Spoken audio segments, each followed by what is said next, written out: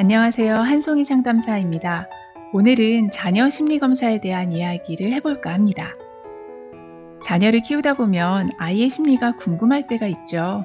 제대로 잘 자라고 있는 건가 하는 것부터 안 하던 행동을 한다거나 집에선 잘 지내는데 밖에서는 이렇다더라 얘기를 듣고 철렁해서 오시는 분들도 계신데요. 그래서 이 시간에는 우리 아이 이럴 땐 어떤 심리검사를 해야 하나?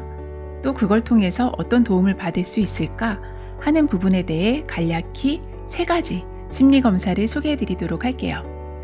첫 번째, 아이의 정서나 성격 발달 수준에 대해 알고 싶을 때입니다.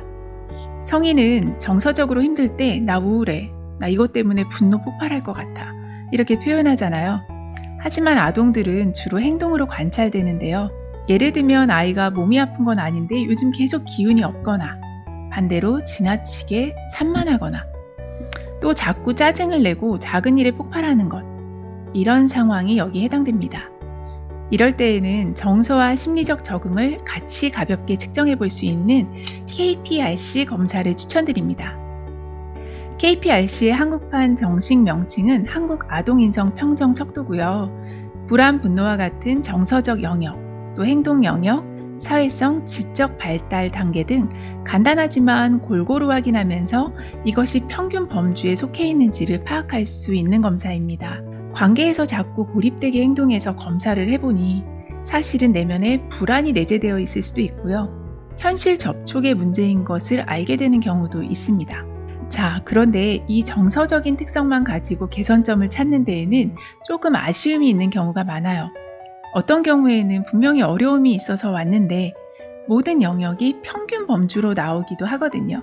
어쩌면 이게 아이의 정서적 어려움이라기보다 아이의 성격이나 기질 특성을 잘 파악하지 못해서 문제가 생기는 경우도 많습니다.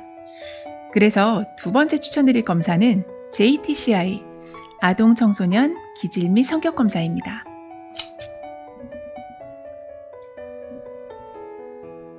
저는 이 검사를 참 좋아하는데요. 이 부분은 타고난 성향이야 하고 기질을 분리해서 보거든요. 그러다 보니 부모님들이 아이를 좀 더 이해하고 수용하는 데 도움이 됩니다. 아이가 자꾸 부산스럽게 일을 벌려서 늘 혼냈는데 알고 보니 기질 자체가 호기심 많고 자극 추구형이라면 기질을 수용해주면서 적절한 방법으로 발현할 수 있도록 도움을 줄 수 있겠죠. 이 검사에서는 타고난 기질 특성과 더불어 현재 성격의 성숙도도 같이 볼 수 있으니까요. 자녀에 대해 많은 정보를 줄 수 있습니다. 또 경우에 따라서는 부모도 TCI 검사를 같이 해서 부모와의 기질 성격을 같이 매칭해 보는 게 도움이 되기도 해요. 부모 자녀 간의 기질이 달라서 서로 힘들었다거나 하는 관계 역동을 볼 수도 있으니까요. 이런 검사들을 실시하고 또 검사 결과에 대한 해석을 받고 나면 자녀를 잘 이해하게 됐다는 말씀도 많이 하시는데요.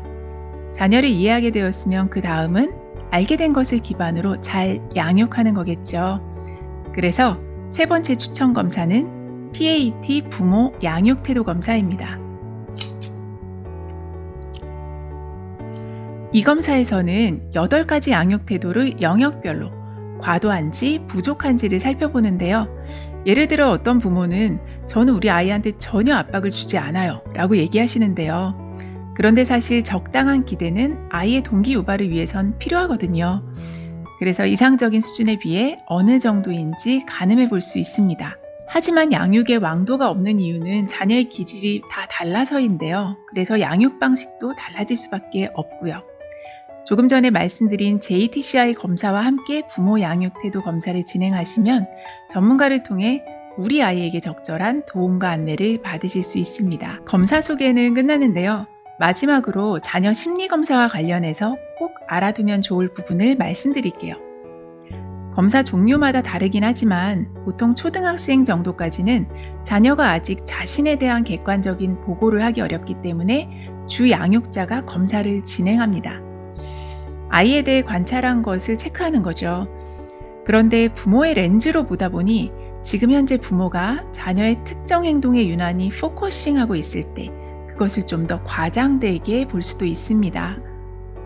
그래서 심리검사는 검사하고 결과지만 받아보시기보다는 검사 후에 반드시 전문가의 해석 상담을 받고 부모 면담이 같이 이루어지면 이로 인한 오해석의 확률이 상당히 줄어들게 됩니다.